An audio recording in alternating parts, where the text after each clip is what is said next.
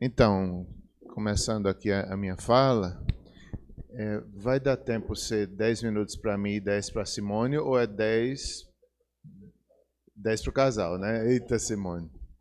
10 para o casal. Fica à vontade, Simone.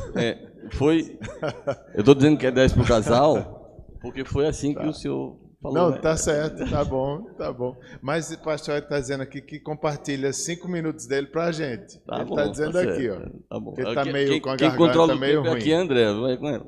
Viu, André? André, dá certo, André? Vai Dá fazendo as certo. contas. E também o tema dessa mesa redonda falará sobre pais e filhos, sexualidade e namoro, que foram os temas que a gente abordou durante esse final de semana, né? Desde a sexta-feira, sábado, e hoje a gente vai debater sobre esses 3 temas, só para vocês ficarem sabendo aí.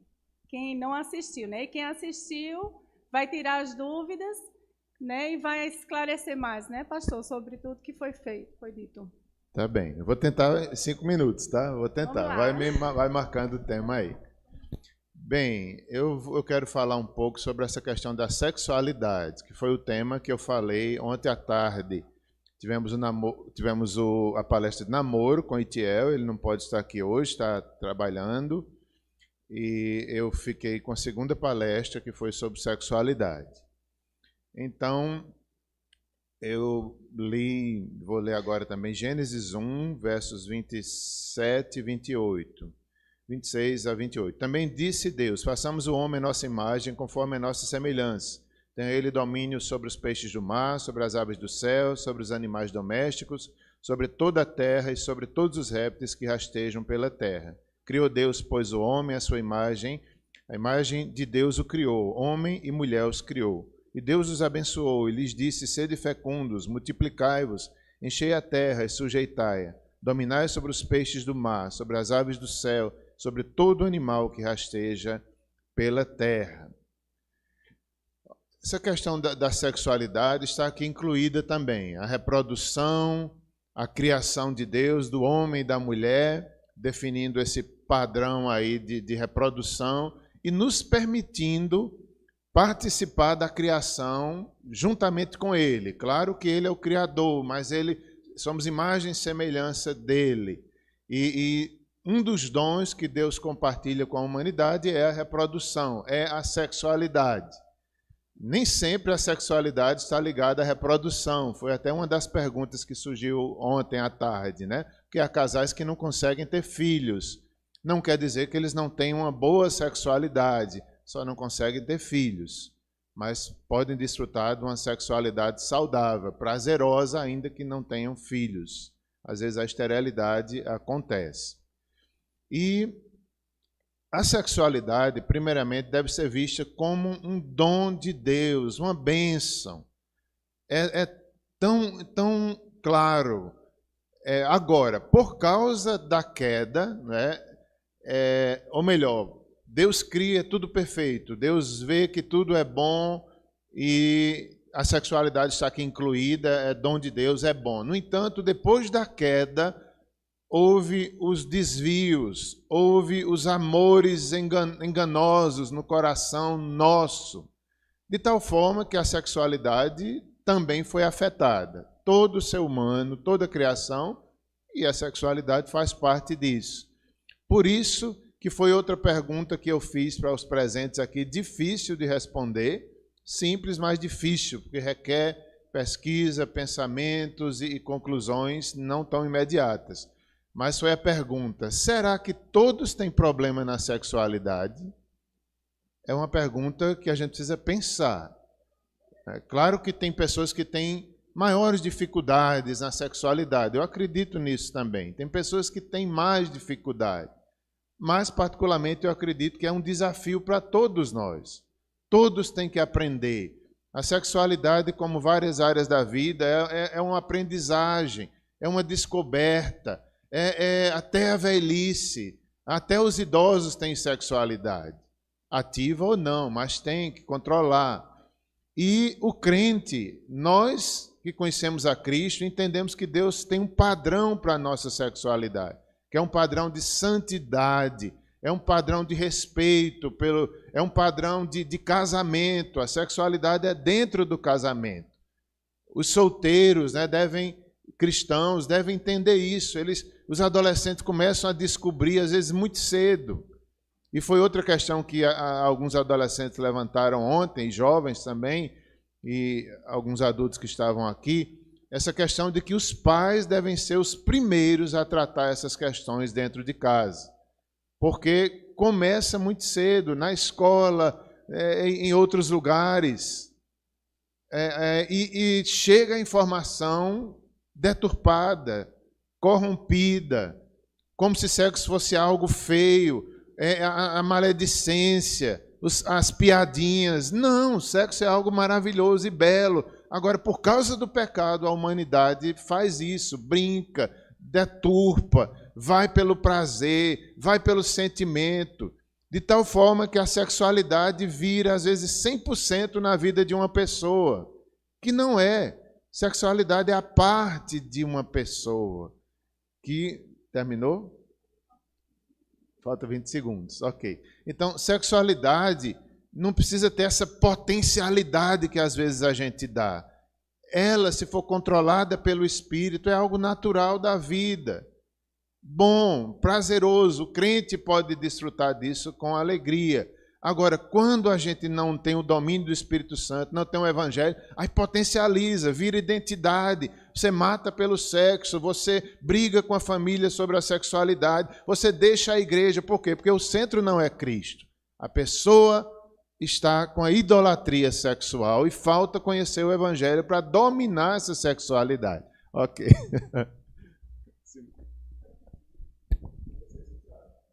Escolham aí entre vocês. Simone, pode continuar, né? Bom dia, irmãos. Alegria de estar aqui novamente, me sinto honrada, né? Participando com a liderança da nossa igreja. Meu assunto que eu escolhi, né, como ficou um tema livre, é bem diferente, talvez, dos assuntos abordados. Eu vou trabalhar um pouquinho sobre a questão da oração. Eu comprei esse livro recentemente, Mães da Aliança, do pastor Arisval Dias Cassimiro, Orando pelos Filhos com base nas promessas de Deus. E, como família, nós precisamos aprender a orar, né? Nós precisamos aprender a praticar aquilo que o Senhor Jesus nos ensina.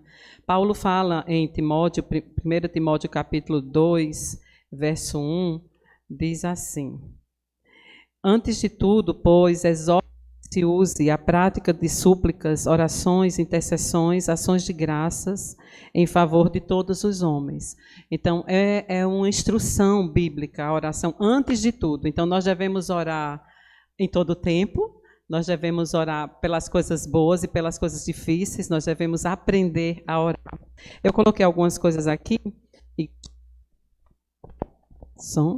gostaria de compartilhar, irmãos. A importância da oração baseada na palavra, né? Eu gostei muito desse livro e eu comprei ele intencionalmente. Eu quero melhorar a minha vida de oração. E comprei esse, comprei outro do pastor Hernandes, e tenho gostado muito. Esse é um livro devocional, tem meditações todos os dias, é muito simples, ele traz um versículo, como esse de 1 Timóteo que eu li agora, e depois ele traz algumas lições, despertando as mães a orarem pelas suas famílias, pelos seus filhos, com base na palavra. E a melhor oração que nós encontramos na Bíblia é o modelo de Jesus, quando ele está no Getsemane orando, e ele diz: Pai, seja feita a tua vontade. Como é difícil, né, a gente orar dessa maneira. Às vezes a gente é tão egoísta e a gente só olha para aquilo que a gente quer e às vezes a gente quer que Deus responda da maneira como a gente gostaria, né? As mães, principalmente, nós mães que estamos aqui, se nós pudéssemos, nós tirávamos o sofrimento da terra, o sofrimento dos nossos filhos, o sofrimento da nossa família, mas não é bem assim. Faz parte do plano de Deus o sofrimento também. Então, nós devemos orar sempre: Senhor, seja feita a tua vontade, assim como Jesus nos ensinou. E eu acho que esse é o nível de oração mais profundo que existe: seja feita a tua vontade, não seja a minha, né? A gente faz a nossa petição, mas aí a gente se submete à vontade soberana de Deus. A oração também é uma arma poderosa de defesa e de ataque. Nós precisamos aprender realmente a orar. né? E a Bíblia nos ensina a orar. Dificilmente eu leio a Bíblia sem orar. No início mesmo,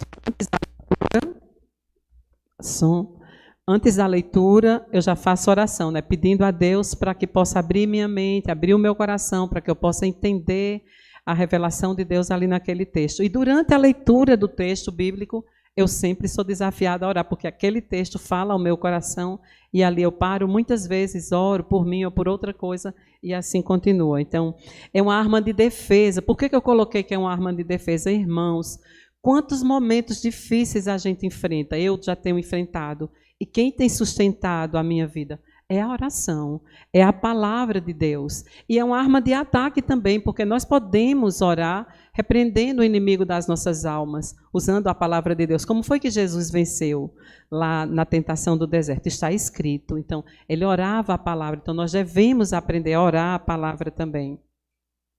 Orar é confiar em Deus, é deixar de confiar em si mesmo para confiar em Deus, é depender de Deus. Nós temos 2 intercessores, esse aqui eu estou passando uma cola do pastor Oswald, essa fala é dele. Nós temos 2 intercessores, um no céu e um na terra. O intercessor do céu é Jesus, o intercessor na terra é o Espírito Santo. Jesus foi para o céu, mas deixou o Espírito Santo conosco, e nós nunca estamos sozinhos. Deus ouve os nossos clamores e Deus responde. Só que muitas vezes Deus não responde, como eu falei no início, como a gente quer, né? A gente até ensina isso muito no departamento infantil, que tem 3 maneiras de Deus responder às nossas orações: sim, não e espere. E às vezes a gente quer que Deus responda simplesmente sim. Mas o não de Deus também é resposta. E se Deus nos der não, é o melhor para as nossas vidas. E às vezes não é o tempo ainda de Deus responder, né? Deus quer que a gente amadureça, Deus quer trabalhar em nós, então Ele vai deixar a gente de molho um pouquinho para que a gente possa... Passou o tempo. Passou? Pastor, me deu 5 minutos. Mas pode concluir, dá para concluir. Pastor? Tá bom, André, obrigada, estou terminando. Há uma citação nesse livro aqui de Elizabeth Elliot, que ela diz assim, ó: Deus nunca prometeu resolver nossos problemas, nem responder às nossas interrogações. Prometeu estar conosco sempre. Então, essa é a promessa, né? Deus vai responder minha oração, eu não sei, seja feita a sua vontade, mas eu tenho certeza da presença dele comigo, e isso faz toda a diferença. Deixa eu ver. As promessas de Deus nos encorajam a confiar nele, a depender dele, a buscá-lo e experimentá-lo. Temos a quem clamar. Pratique a oração intencionalmente, né? Entre no seu quarto. A Bíblia diz, entre no seu quarto. Então, pratique a oração intencionalmente. É fácil orar? De jeito nenhum. Intencionalmente é muito difícil, né? Mas nós devemos ter essa disciplina, como a gente tem tantas outras disciplinas, né? A gente marca uma hora no salão, a gente marca alguma coisa. Por que não marcar uma horinha com Deus? E ali, naquele momento do dia, a gente separar, fechar a porta do nosso quarto, estar com o Senhor. E ore durante todo o tempo, né? A Bíblia nos manda orar sem cessar. Então, ore sempre, todo o tempo, né? Se você não tem tanto tempo de estar no quarto reservado para orar, ore fazendo suas coisas. Mas, se você puder, ore intencionalmente também. Isso é muito bom. Gente, eu só queria pedir para que, se alguém realmente tiver alguma pergunta, vá anotando aí para não esquecer, tá certo? Que daqui a pouco os diáconos vão recolher, se houver alguma pergunta. No caso agora vai ser pastor Érico. Meus irmãos, bom dia, graças e paz. Tão importante aqui esse momento, né? Tantos temas sendo tratados. E eu queria falar, primeiro, a gente precisa orar por esses microfones, né? Falar sobre oração, né? Mas tratar um pouco com vocês sobre a vida devocional dos filhos, sobretudo dos filhos pequenos, né? Estou dentro desse universo e isso faz parte da nossa vida de maneira tão diária, abundante. Eu queria ler inicialmente o texto de Deuteronômio, capítulo de número 6, versículos do 6 ao 9. Diz assim: estas palavras que hoje te ordeno estarão no teu coração, tu as inculcarás a teus filhos e delas falarás assentada em tua casa e andando pelo caminho e ao deitar-se e ao levantar-te. Também as atarás como sinal na tua mão e te serão por frontal entre os olhos. e as escreverás nos umbrais de tua casa e nas tuas portas. Gente, a importância de nós evangelizarmos os nossos filhos, isso aqui a gente não precisa discorrer, não é verdade? Mas é interessante pensar que 70% do tempo que nós temos com os nossos filhos, eles são nesse período entre 0 ano e 12 anos. Então, a maior parte do tempo da nossa vida com os nossos filhos vai ser na parte da infância e da pré-adolescência. Por quê? Porque depois tem tantas outras atribuições, cada dia isso começa mais cedo, né? Os filhos, a gente busca muitas ocupações para os filhos, etc. Por isso é importantíssimo. E naturalmente, né? Por outra etapa da vida, eles vão saindo de casa, enfim, tendo essa autonomia e outras agendas. Por isso é um trabalho abundante e é um tempo muito especial. Eu penso que é um tempo muito especial. É uma oportunidade que nós temos. É certo que alguns têm um tempo maior com os filhos, outros não têm tanto tempo por causa do próprio trabalho dos pais, que viabiliza. Mas, pela graça de Deus, nós precisamos entender que é um período muito oportuno. Muito oportuno. Quando nós pensamos, por exemplo, nesse trabalho da evangelização dos filhos, primeiro precisamos pensar que nós somos missionários. Os pais são missionários, em tempo integral. Costumamos atribuir, às vezes até de maneira subjetiva, esse trabalho de evangelização à igreja, como uma espécie de terceirização. É importante, é uma bênção, nós louvamos a Deus pela existência do departamento infantil, um trabalho cada vez mais atuante. Nós devemos muito ao departamento infantil, mas eu sou, enquanto pai, Raquel, enquanto mãe, eu sou o missionário. O coração do meu filho é o campo missionário, o primeiro campo missionário. E às vezes nós não atentamos para isso. Saiba que, não à toa, o mundo tem investido tanto pela mão dos nossos filhos, sobretudo na infância.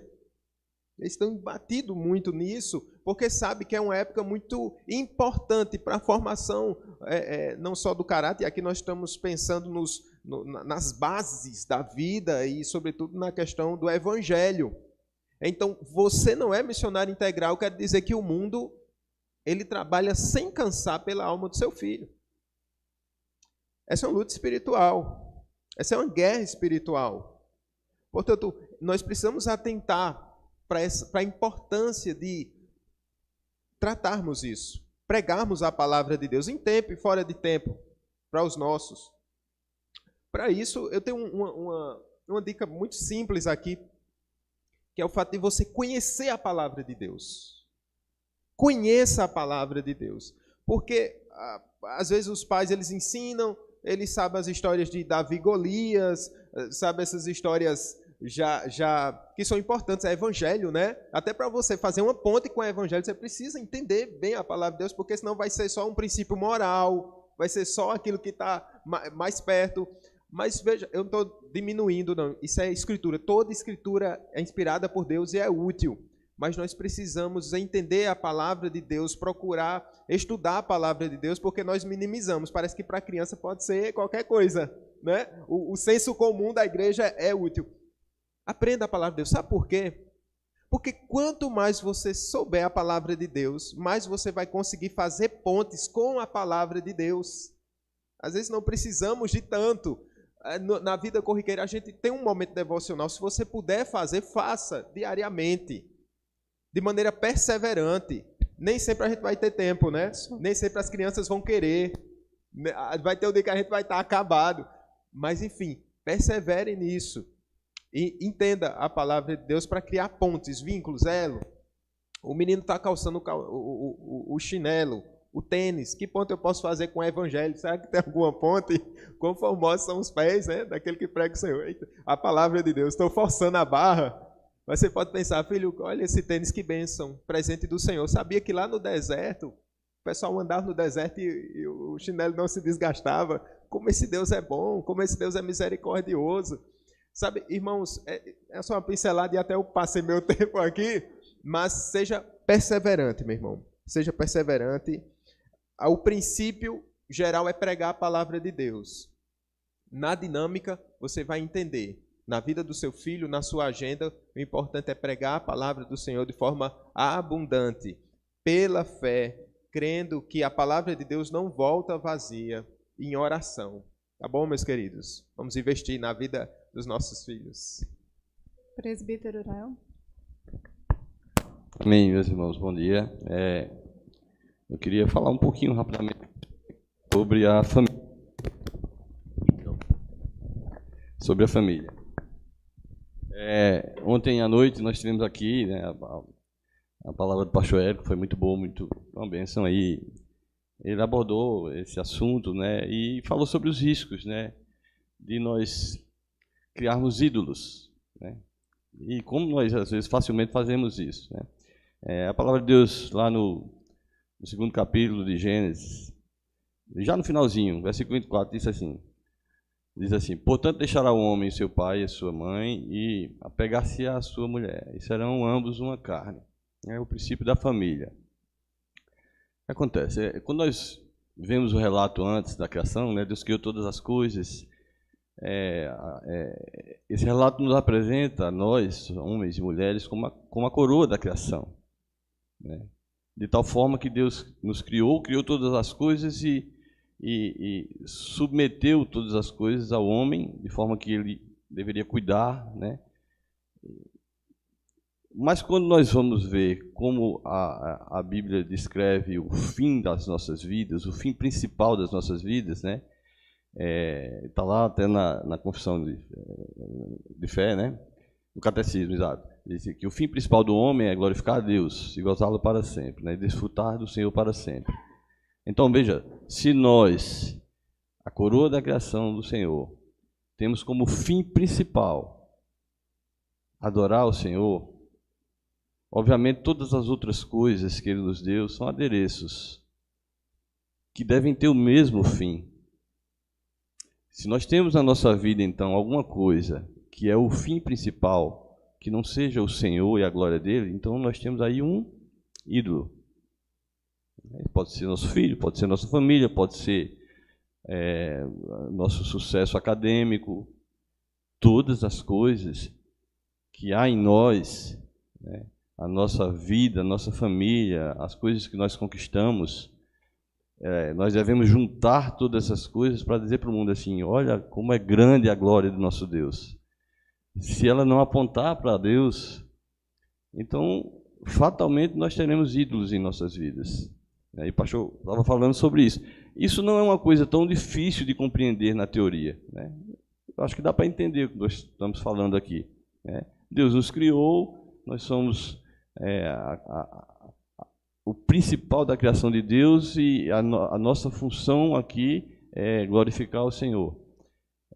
E todas as coisas que Ele nos concede devem apontar para isso. Ótimo.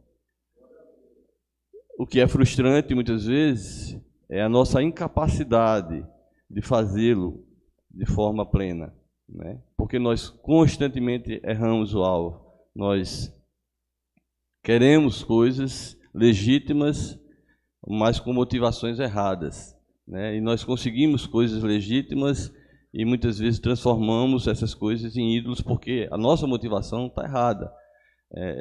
Não é a glória de Deus. Na criação dos filhos, nós queremos que os filhos sejam melhores, nós queremos que eles alcancem sucesso, mas muitas vezes nós não ensinamos a ele qual é o objetivo de todas essas coisas, que é glorificar a Deus. Nós temos como consolo, né, ontem aproveitando aqui da palavra do pastor Érico, quando ele no final ali da vida de Davi, ele cita, né, as últimas palavras de Davi. Então nós temos como consolo para nós as últimas palavras de Davi. É que apesar da nossa incapacidade de conseguir efetivamente viver plenamente esse propósito de Deus para as nossas vidas, na formação da nossa família, na educação dos nossos filhos, na nossa vida de uma forma geral, nós temos a graça do Senhor em nossas vidas, né? Nós temos o conforto de que virá um rei que se assentará definitivamente no trono, como disse Davi.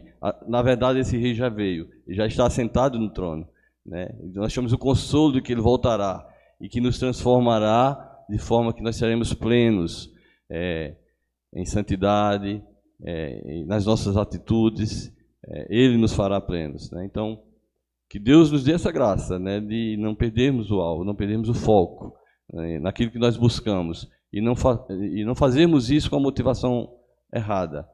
A Bíblia diz que o nosso coração é enganoso, né?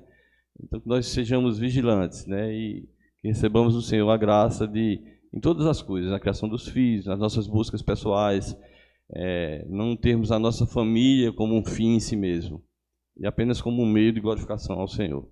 Deus os abençoe.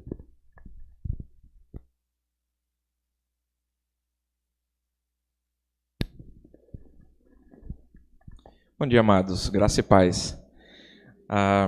Louvado seja Deus que eu tenho 10 minutos, porque eu escrevi quase um livro aqui, né? Mas eu vou tentar resumir, porque eu quis trazer questões práticas do dia a dia, da minha vivência, né, com os meus filhos também. O meu tema também vai envolver a questão de filhos, e que tem sido desafios para a nossa vida, para o nosso lar, e que tem nos ensinado de como Deus não pode nos apoiar, nos apoia o tempo todo, de como a gente pode fazer de fato a diferença na vida dos nossos filhos.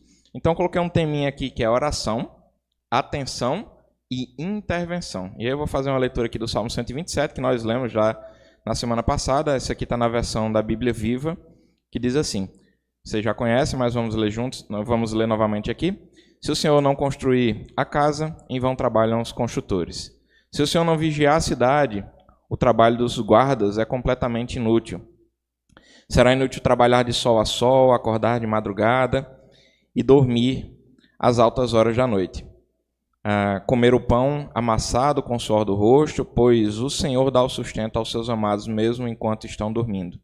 Os filhos são um presente do Senhor, uma recompensa que Ele dá. Os filhos que o homem tem durante a sua mocidade são como flechas de um soldado valente.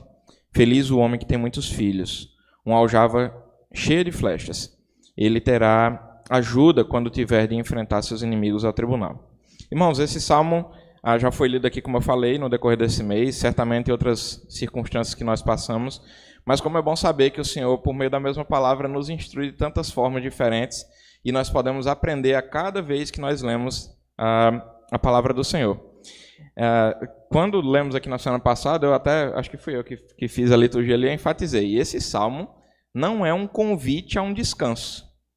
Muitas vezes a gente lê ele e fica pensando assim, mas é o Senhor que guarda, é o Senhor que constrói, é o Senhor que edifica.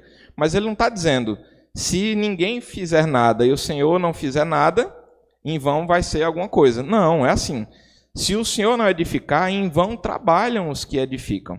Então ele não está dizendo que a gente não precisa edificar, muito pelo contrário, ele é um convite ao trabalho. Ele é firmado na certeza que o Senhor é conosco, e por isso nós podemos saber que esse trabalho, de forma específica, agora pensando na criação dos nossos filhos, não é vão. Amados, o mundo está cercando nossos filhos de todas as formas, já ouvimos aqui dos outros queridos que falaram, você e eu sabemos disso, e eles também sabem disso, não se iludam. Os nossos filhos sabem que eles estão sendo cercados pelo mundo. Eles têm essa consciência. São mentiras que eles ouvem o tempo todo, que soam como verdades, aos nossos ouvidos muitas vezes, mas aos ouvidos ingênuos dos nossos filhos, essas mentiras são ainda mais perigosas. São palavreados que não são propícios para o nosso convívio. A questão da sexualidade, que já foi muito bem abordada aqui, é o desejo de poder.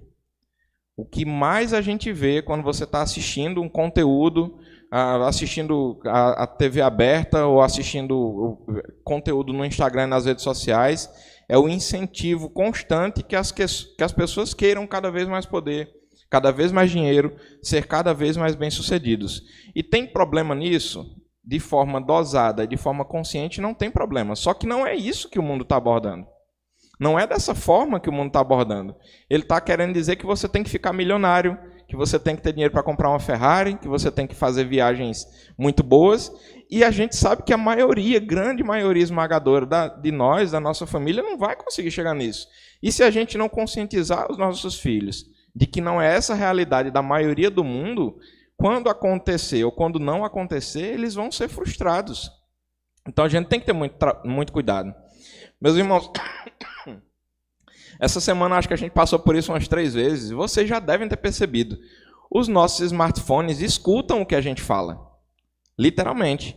Fala que quer comprar uma bicicleta, pertinho do seu smartphone. Daqui a pouco abre uma rede social e veja que vai começar a aparecer bicicleta para você. Fala que quer trocar a TV, vai começar a aparecer TV para você comprar. E não se iludam também, que a nossa ênfase aqui, ele está escutando o que o seu filho está falando. Provavelmente o seu smartphone, o Google, a Apple, sabe mais do seu filho do que você. Porque ele está escutando tudo que o seu filho está falando. Então ele sabe o que é que o seu filho está buscando, sabe que o seu filho está conversando com um coleguinha, desde que o smartphone esteja lá do lado. Ele tem consciência. E aí, se seu filho estiver falando sobre dinheiro, o smartphone está escutando. Se seu filho estiver falando sobre namoro, o smartphone está escutando. E se estiver falando sobre sexo? Está escutando. E se estiver falando sobre drogas? Ele está escutando. Você provavelmente não. O smartphone está escutando. Quando ele abre uma rede social, ele já entra tentando tudo nessa área. Ele será ainda mais tentado se não estiver preparado e poderá sucumbir a esta forma de vida, muitas vezes sem que nós percebamos sequer o que está acontecendo. Então, a gente tem que pensar nisso o tempo todo. Então, o que podemos fazer, pensando nessa abordagem prática que eu coloquei aqui no comecinho, o que podemos fazer para preparar os nossos filhos para este mundo que eles enfrentam ou enfrentarão muito em breve? Primeiro, já foi colocado aqui, vou só reforçar. Ore. Primeira coisa, é você e Deus. Ore. Peça a Deus, antes de tudo, que proteja, guarde e oriente seus filhos, para que eles se lembrem das palavras do Senhor e de tantos exemplos bons de comportamento que eles têm visto e recebido. Ore para que Deus lhe dê sabedoria, para que você seja o portador de grande parte desses ensinamentos.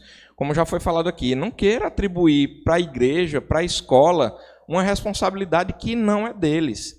A gente ajuda, a igreja ajuda, a escola pode ajudar, mas a maior responsabilidade, como o pastor Érico bem colocou, o primeiro campo missionário para você é o seu filho. Então não delegue essa atribuição.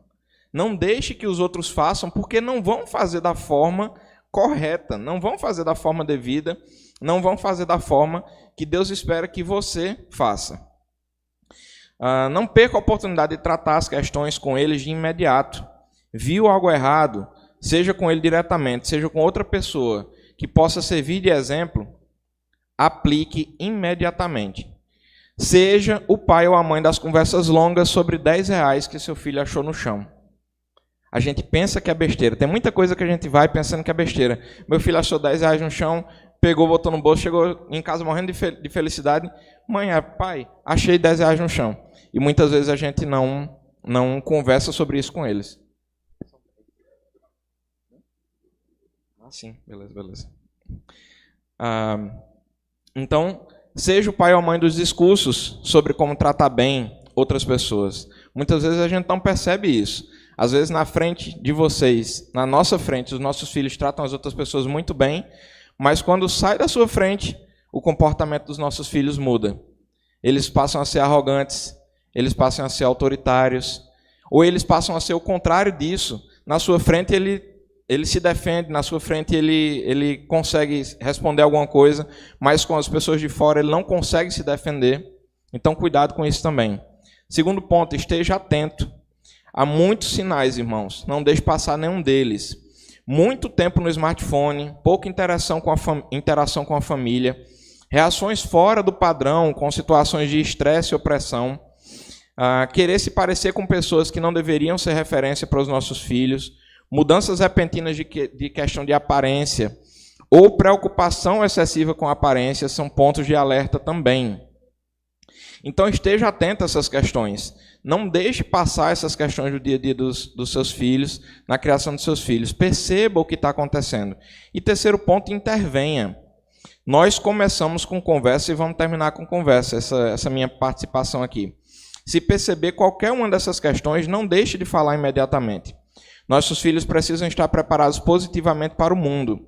Comportamento deles, sucesso deles, futuro profissional, relacionamentos saudáveis com os amigos, namoro e sexo. Então fale de coisas positivas. Se der tudo certo, maravilha. Eles já sabem como que a coisa vai acontecer, né? Mas, por fim, nossos filhos precisam estar preparados negativamente para o mundo. Irmãos, nós não estaremos aqui para sempre. A gente muitas vezes esquece disso, que a gente não vai estar lá do lado dos nossos filhos para sempre. Em algum momento, seu filho passará por situações em que você não estará para instruir ou aconselhar. Fale com eles sobre como não deve se comportar. Fale com eles sobre como que eles vão reagir em caso de fracasso, porque sim, esses casos vão acontecer. Seu filho não vai ter sucesso em tudo que ele fizer.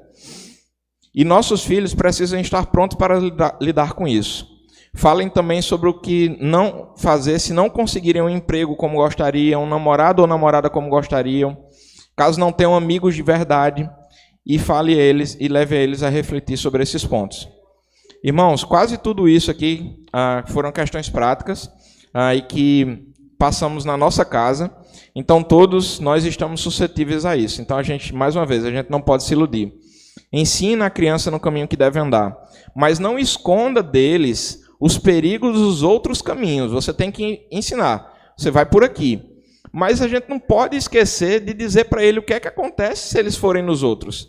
Então a gente se preocupa muitas vezes em ensinar o caminho que ele deve andar, mas não alerta os perigos dos outros caminhos. E eles têm que saber para tomar uma decisão segura e clara, de dizer assim, eu estou indo por aqui, porque o Senhor espera de mim esse caminho. Aponte para Jesus em tudo que você for dar instrução para o seu filho. Aponte para o desejo de Jesus para o coração do seu filho.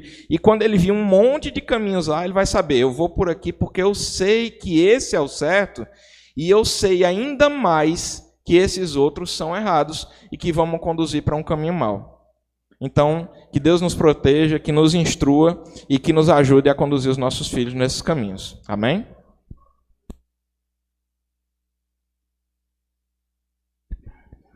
Alguém tem alguma pergunta? Se tiver, levante a mão que o diácono vai buscar para trazer a nós.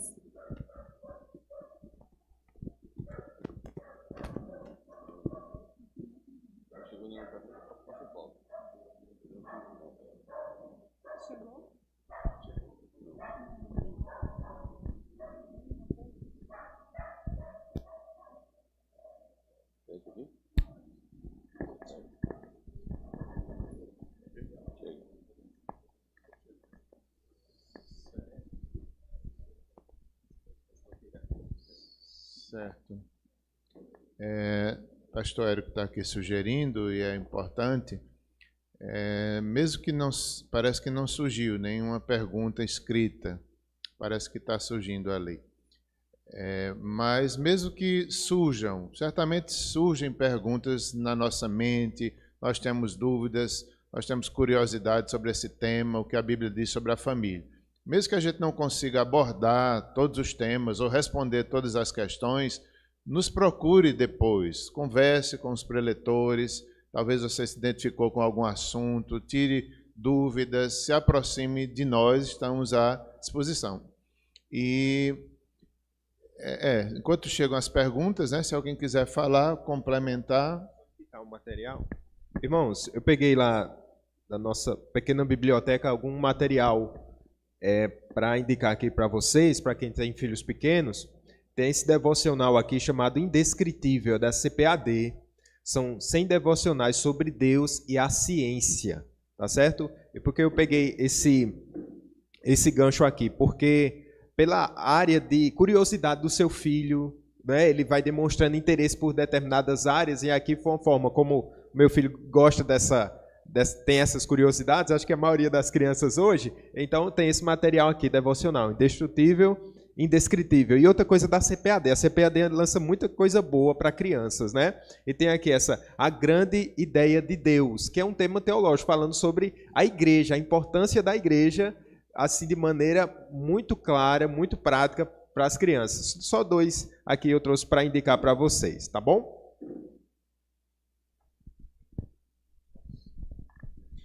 Queridos, me permitam só uma dica adicional. Isso aí envolve tecnologia, tá? Se vocês têm filhos menores, pequenos mesmo, e vocês querem ou já deram um smartphone para eles, se for um Android, tem um aplicativo que chama Google Family Link. É um aplicativo muito bom, extremamente importante, eu acho, no controle do uso do smartphone para os filhos de vocês. O Family Link permite que você controle quais são os aplicativos que ele pode instalar, permite que você controle quais são quanto tempo que ele pode usar de cada aplicativo e o tempo de uso do celular como um todo. Então, por exemplo, você pode dizer para o Family Link que o teu filho só pode usar o WhatsApp o dia todo, mas ele não pode ficar no YouTube o dia todo, ou que ele não pode acessar todo o YouTube, ele só pode acessar o YouTube Kids. Então, é um aplicativo muito bom. Outra coisa que serve, que é muito importante nesse aplicativo, é que você sabe a localização do smartphone do seu filho. Então, está preocupado, saiu para algum canto, o filho saiu com outra pessoa, você vai lá e consegue buscar a localização, saber onde é que seu filho está, por meio desse aplicativo, logicamente, que ele tem que ter internet. Tá? E a outra dica é que, de vez em quando, queridos, como eu falei, não se iludam, as coisas estão acontecendo, e muitas vezes a gente não percebe.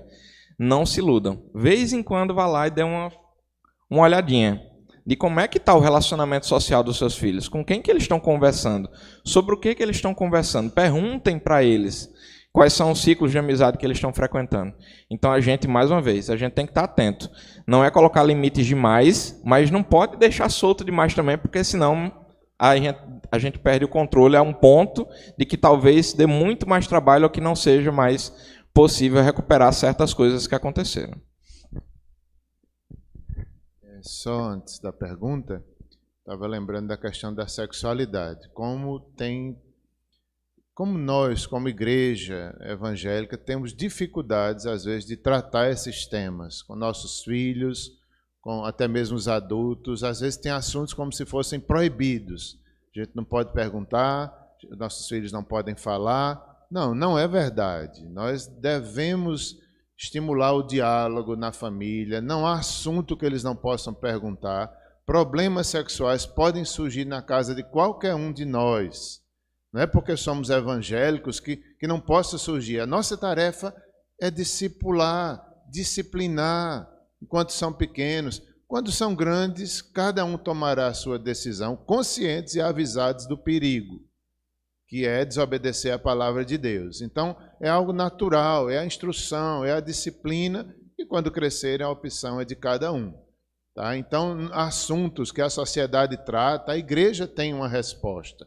A igreja tem a resposta que Deus dá. Né? A resposta de Deus é a resposta correta, é a certa. Nós que, por causa da nossa pecaminosidade, nos debatemos, ou temos vergonha, ou saímos da igreja. Quantos jovens eu sei que saíram da igreja por causa de sexualidade? Muitas histórias chegam para nós, pastores, no gabinete, no aconselhamento. Por quê? Porque sofriam com a sexualidade, porque todo mundo sofre, alguns mais do que outros, e não tirava dúvida, e não vinha abordar, de repente está desviado. Por quê? Não sei, às vezes é um problema na sexualidade. O Evangelho tem resposta. A palavra de Deus tem a resposta. Então, não fuja de qualquer assunto. Né? Pode acontecer dentro da nossa casa, pode acontecer conosco mesmo. Então, a palavra de Deus tem resposta para tudo isso. Andréia, pergunta.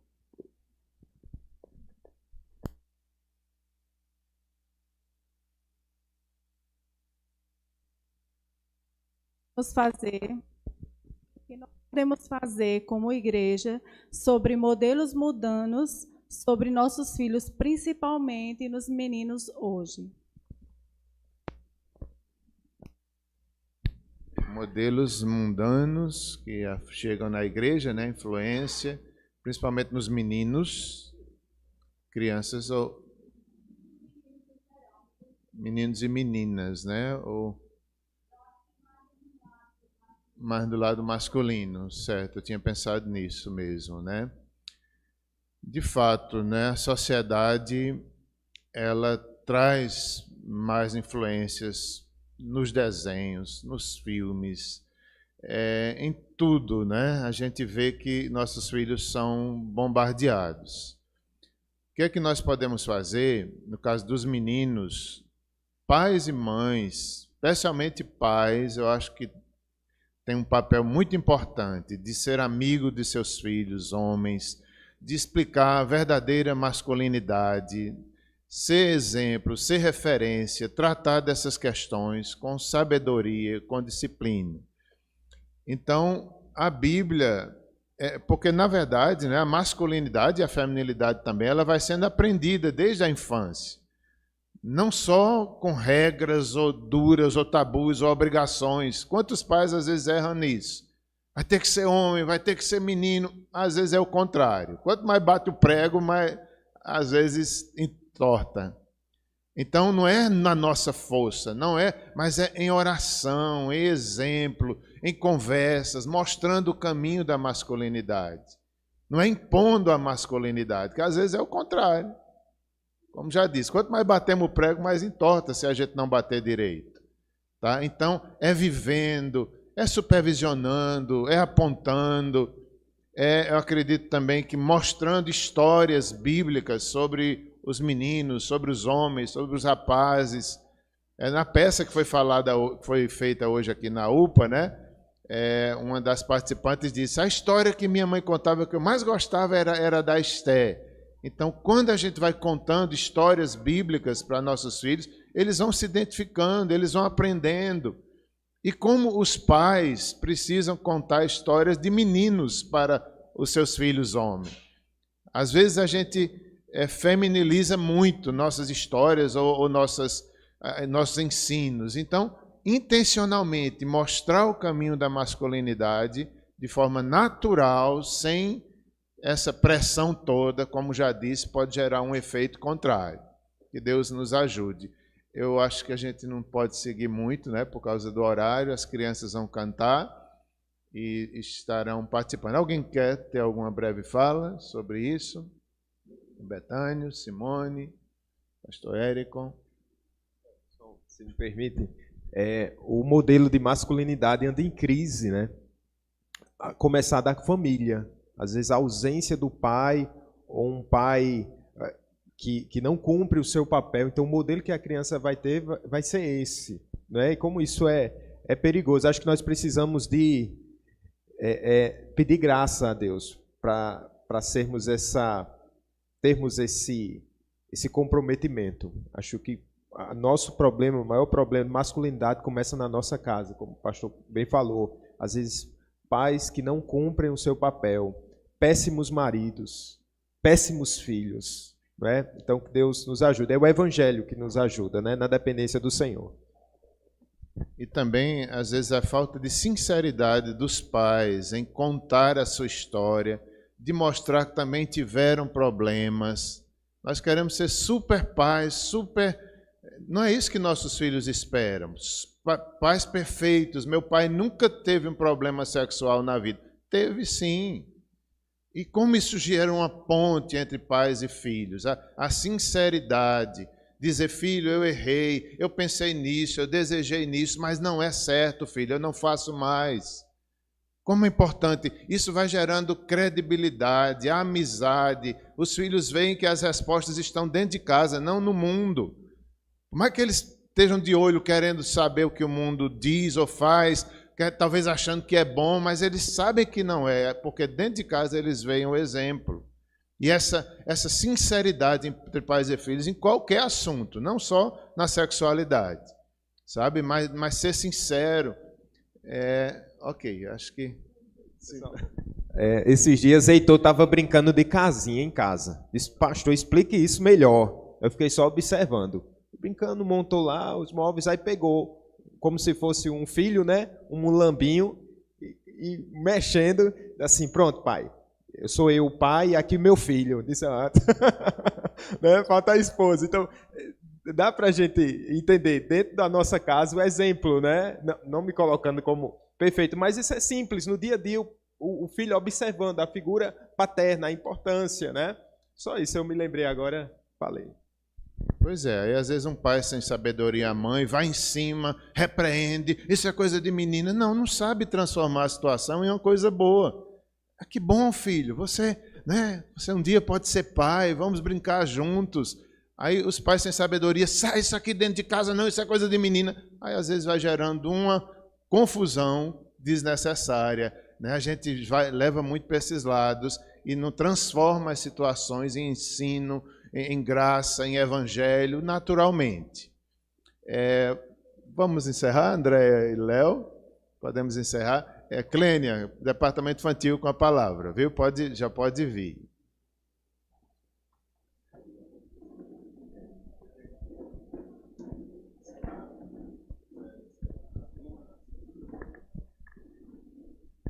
Antes da...